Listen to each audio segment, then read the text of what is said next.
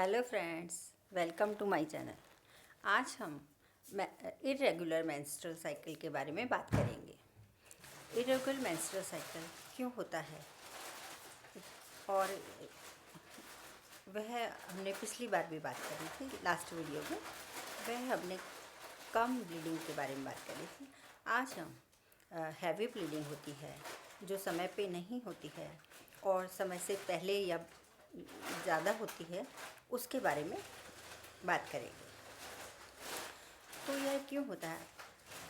क्योंकि हमारा खान पान अच्छा नहीं होता। आयुर्वेद के अनुसार यदि हम बताए गए अनुसार यदि हम चलें, वैसा यदि हम खाना हमारा स्वस्थ खाना लें, तो हम कभी बीमार ही नहीं होंगे। क्योंकि आयुर्वेद बहुत प्राचीन है और उसमें सभी बहुत अच्छे से बताया गया है कि किस प्रकार को हमारे को खाना खाना चाहिए, कब क्या खाना चाहिए, कौन सी बीमारी में कौन सा खाना खाना चाहिए। यदि हम आयुर्वेद के अनुसार खाना खाते हैं, भोजन लेते हैं, तो हम कभी बीमार ही नहीं होंगे। और यदि हम बीमार होंगे भी तो आयुर्वेद हमारे को जड़ से ठीक कर देता है, क्योंकि वह बहुत ही प्राचीन ग्रंथ है हमारा, और उसके अनुसार हमारे को चलना चाहिए। आयुर्वेद में तो किसी भी मसाले को, किसी चीज़ों को, सबको औषधि ही कहा गया है। आयुर्वेद के अनुसार फूल पत्ती सभी कुछ औषधि का काम करती हैं। अब हैवी ब्लीडिंग किस कारण से होता है? यह ज़्यादातर तो हार्मोनल इम्बैलेंस के कारण हैवी या कम ब्लीडिंग होता है। मेंस्ट्रुअल पीरियड गलत या ज़्यादा होता है। मेंस्ट्रुअल पीरियड किससे होता है? गलत खान पान से। पहला तो मैं आपको यही कहूँगी, गलत खान पान से होता है। गलत खान पान, यदि हम भोजन गलत तरीके से या अच्छा खाना नहीं लेते हैं जो हमारे शरीर को लाभ ना करे, इस प्रकार का भोजन नहीं लेते हैं, तो हमारे शरीर में जो 7 धातुएं होती हैं, उसमें से एक धातु रस धातु होती है। उस धातु के से ही हमारे रज यानी रजस्वला के रज बनते हैं, यानी कि ब्लीडिंग वगैरह जो होता है वह उसी को अच्छा नहीं बनने से कम ज़्यादा या खराब हो जाता है। और पुरुषों में यही रज जो होता है, रस धातु से बिगड़ने पे शुक्राणु में तकलीफ़ होती है, वह कम ज़्यादा या फिर उसमें तकलीफ़ आ सकती है। तो इस प्रकार हमारे को आप समझ ही सकते हैं कि खाना हमारे शरीर पे कितना प्रभाव करता है। तो आयुर्वेद में यही बताया गया है। अब ऋषि वाग्भट के अनुसार हमारे शरीर में 5 वायु होती हैं। उन 5 वायु में से एक वायु होती है अपान वायु।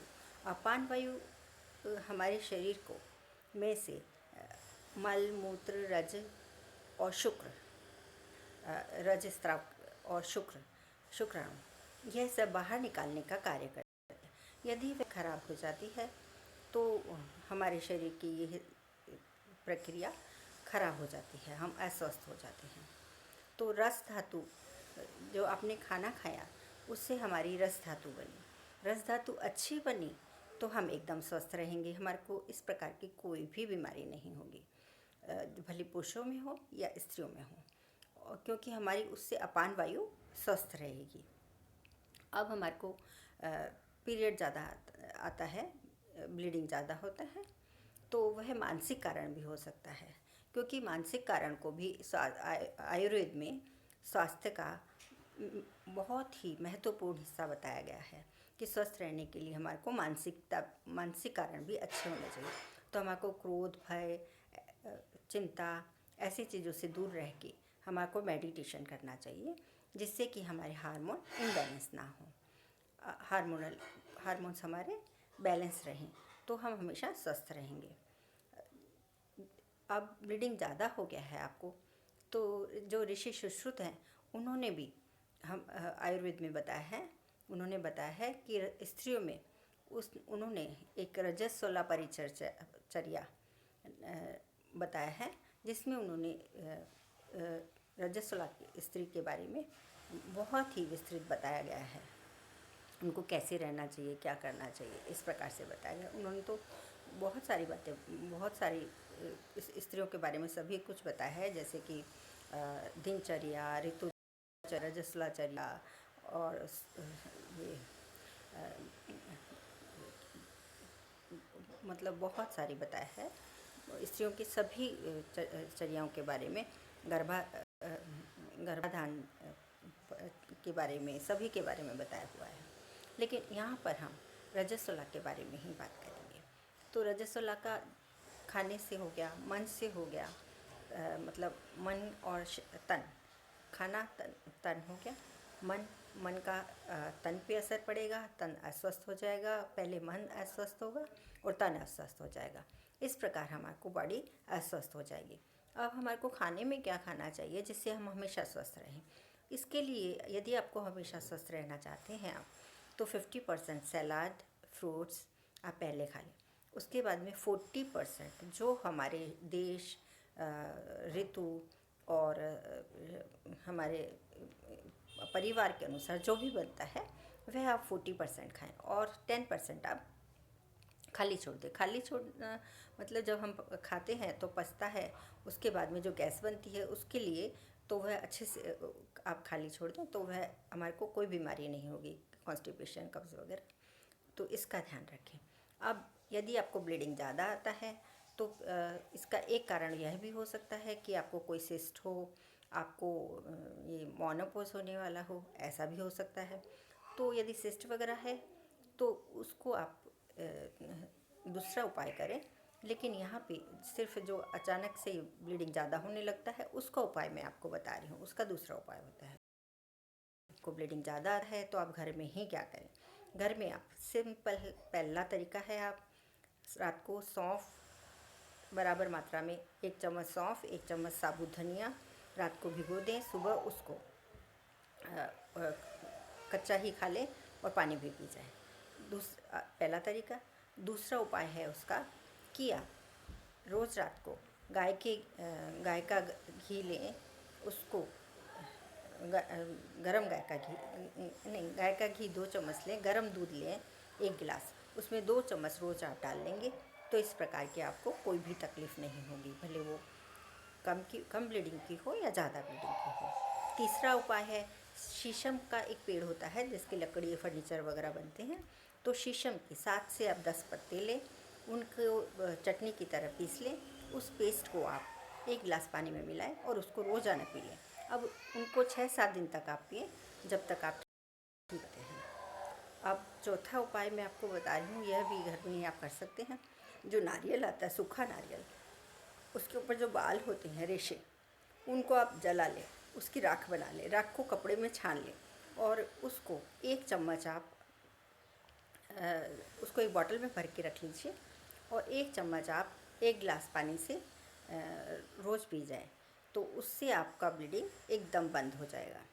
और इसके अलावा यदि आप दवा लेना चाहते हैं, आयुर्वेदिक दवा, तो चंदनासव दवा होती है, उसकी 4-4 चम्मच आप सुबह शाम लीजिए। फिर सरस्वती रिस्ट होती है, उसको भी आप ले सकते हैं और आपको गाय का घी से और इन सब से ठीक ही हो जाएगा। आप दूध में गाय का घी लीजिए, आपको बहुत अच्छा हो जाएगा। फिर इससे आप अपान वायु ठीक करने के लिए हम पैर में मालिश भी गाय के घी की रोज़ कर सकते हैं, करना चाहिए हमारे को, तो उससे हमारे को एकदम ठीक हो जाएगा। इन्हीं से आपको सब ठीक हो जाए। आपको सब चीज़ एक साथ नहीं करनी है। हाँ, धनिए का पानी, फिर गाय का घी, यह सब आप एक साथ कर सकते हैं, लेकिन आयुर्वेदिक दवाएं जो आप ले रहे हैं या तो वही करें या ये करें, तो इन दो में से आप कुछ एक ही कर सकते हैं। अपने खाने का आप बहुत ही ध्यान रखें। खाने में आपको तीखा बिल्कुल नहीं खाना है। कड़वा, पकाया हुआ, तला हुआ, वह आपको बिल्कुल छोड़ देना है।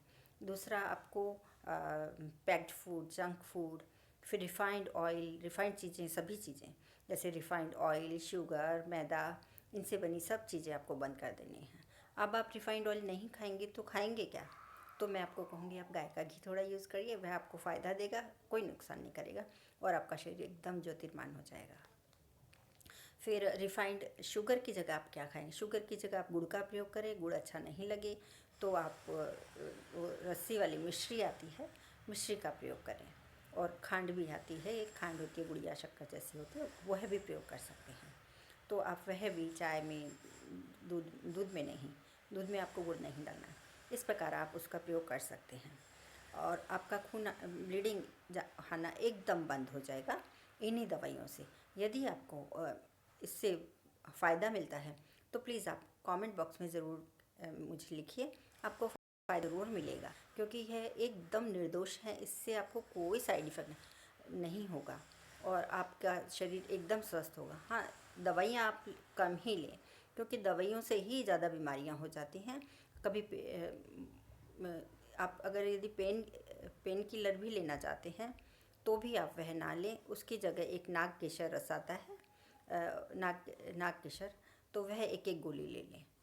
तो उससे आपको यदि ज़्यादा पेन होता है मेंस्ट्रुअल, तो वैसे तो आपको ऐसी कोई दवाइयाँ लेने की ज़रूरत ही नहीं पड़ेगी यदि आप इसके अनुसार चलेंगे। आप अच्छा खाएंगे, आपका मन अच्छा, आपका तन अच्छा होगा, मानसिक से अच्छा रहेंगे, शारीरिक अच्छे रहेंगे, आपके हार्मोन्स अच्छे बन जाएंगे, आपकी रस धातु अच्छी बनेगी, फिर आपकी उससे पान वायु अच्छी हो जाएगी और आप एकदम स्वस्थ हो जाएंगे। तो आपको मुझे कमेंट बॉक्स में कुछ भी सवाल या सुझाव हों तो आप मुझे कमेंट बॉक्स में ज़रूर लिखिए। और यदि आपको वीडियो पसंद आए तो लाइक शेयर सब्सक्राइब ज़रूर कीजिए। Thank you.